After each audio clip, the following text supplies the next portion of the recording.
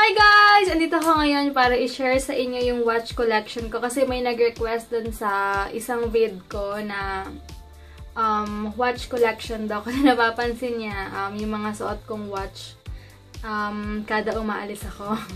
Anyway, wait lang. Ayusin ko lang yung camera ko. Ayan.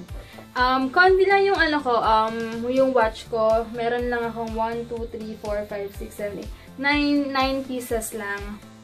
Unang-una, ito, sinasuot ko lang to kapag Sunday and may mga special occasion or kapag feel ko lang na gusto ko lang mag-gold na watch. Ito, Kenneth Cole to.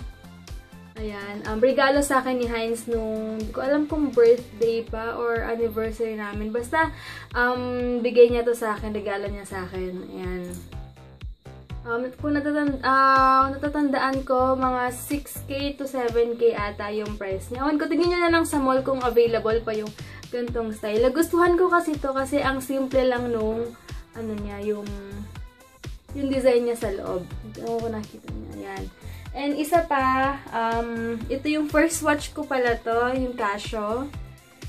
Nasa OnePlus lang ata to kung hindi ako nagkakamali kasi bili to behind sa akin kasi nga hindi ako nagyarelo talaga dati as in hindi ako sanay hanggang sa nasanay na lang ako kasi si Heinz super addict yun sa watch, so sabi niya kahit wala daw ako accessories basta may watch ka lang okay na. Ayan, kaya ayan, ito maliit lang to kasi ang liit lang ng wrist ko diba? Kaya maliliit lang din yung mga watch ko. And then ito, gift niya rin sa akin to. G-Shock. Baby G Casio. Napili ko lang to kasi pwede siya sa casual, pwede siya sa kung anong forma mo pwede siya kasi may gold and white lang siya. Ayan. Bali, sale namin to nabili 5K ata. Ayan.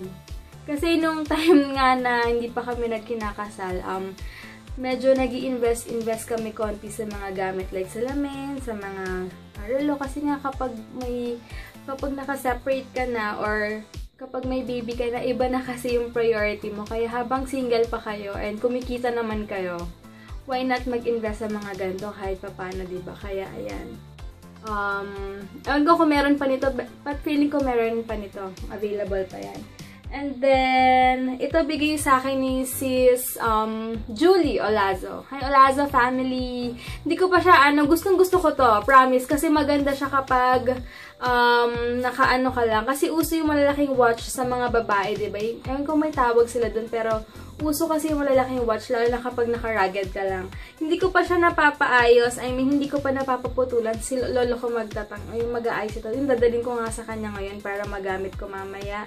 Teka, ayaw nang matanggal. Ayan. Thanks, sis Julie. Ang cute niya kasi meron siyang may bato-bato siya sa loob.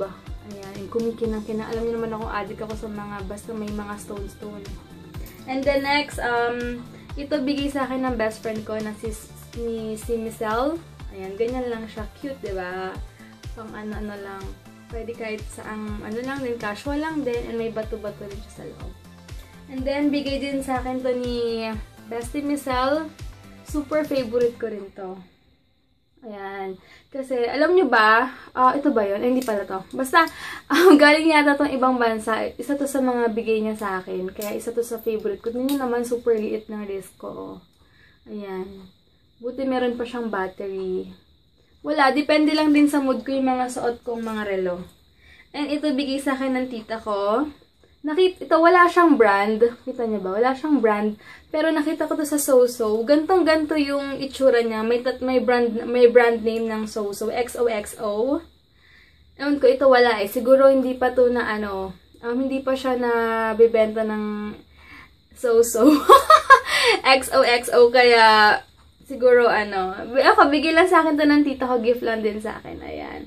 Ang ganda siya kasi merong kinang-kinang. Kahit na hindi siya ganun ka-gold. Pero, ganun talaga yung design niya na medyo, medyo silver na gold. Basta ganun yung effect niya. Gusto ko kasi leopard niya. Ayan, diba? And then last two, ito, bigaling to kay Tita Yana.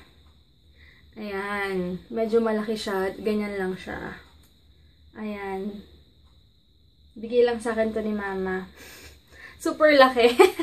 And then, yung last, ito, sobrang gusto ko rin to. Geneva yung brand niya. Bigyan ni Tita Yana sa akin nung umuwi siya last year. Medyo, ang ganda nito kasi nga, kumikinang siya as in. Kinang-kinang siya. Ito nga gagamitin ko ngayon kasi bagay siya sa forma ko dahil naka-black ako and naka-silver akong silver yung print ng t-shirt ko. Kaya, ayan. Yan lang siya. Kahit na medyo rubber siya, okay lang kasi carry naman kapag naka-rugged ka. So, ayan lang. Pinaka-nag-caught ng attention ko, ayan, kinang-kinang niya. And, zebra naman yung design niya. So, yan lang yung, watch collection ko and sana nagustuhan nyo. Thank you so much, guys. Thank you for watching.